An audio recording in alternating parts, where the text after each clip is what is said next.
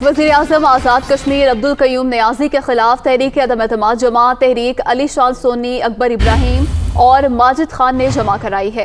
वज़ीर-ए-आज़म आज़ाद कश्मीर अब्दुल क़य्यूम नियाज़ी के खिलाफ भी तहरीक अदम एतमाद जमा करवा दी गई है। इसी से मुतल्लिक मज़ीद बात करेंगे। ब्यूरो चीफ मुज़फ़्फ़राबाद असलम मीर हमारे साथ मौजूद हैं। असलम, बताइएगा इस तहरीक अदम एतमाद से मुतल्लिक।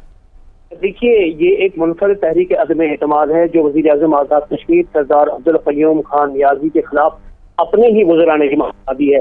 और आज दिन 10:30 बजे ये वज़ीर खुराक अली शान सोनी, डिप्टी स्पीकर राजा चौधरी रियाज और अकबर इब्राहिम ने ये आज़ाद कश्मीर कानून साज असम्बली के सेक्रेटेरिएट में जमा करा दी है।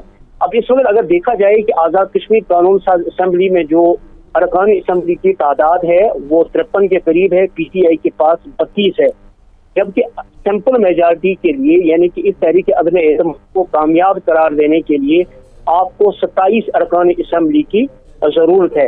लेकिन अगर देखा जाए ये चूंकि तहरीक अदम एतमाद अपोजिशन जमातों की तरफ से नहीं आई है, ये पाकिस्तान तहरीक इंसाफ के अपने ही वज़रा ने अपने वज़ीर आज़म के खिलाफ जमा करा दी है। दूसरी जानिब पाकिस्तान तहरीक इंसाफ के लोगों का ये कहना है, यानी कि पार्टी के अंदर जो सीनियर लोग हैं उन्होंने ये कहा कि हमारा शायद उम्मीदवार यानी कि पाकिस्तान तहरीक इंसाफ का जो वज़ारत उज़्मा का उम्मीदवार होगा वो तनवीर इलियास होंगे। एक पहलू तो ये है। दूसरा ये है कि पाकिस्तान तहरीक इंसाफ ने ये मूव इसलिए भी चलाई है क्योंकि उन्हें खदशा था कि ज्वाइंट अपोजिशन यानी आज़ाद कश्मीर में पाकिस्तान पीपल्स पार्टी PMLN मिल के शायद सरदार अब्दुल क़य्यूम नियाज़ी के खिलाफ तहरीक अदम एतमाद उसको काउंटर करने के लिए पाकिस्तान तहरीक इंसाफ ने ये तहरीक अदम एतमाद जमा करा दी है। अब आज़ाद कश्मीर में जो कवानीन हैं, जो आईन हैं, जो कानून साज असम्बली के रूल्स हैं, उनके मुताबिक 14 दिन के अंदर अंदर इस पे वोटिंग होगी।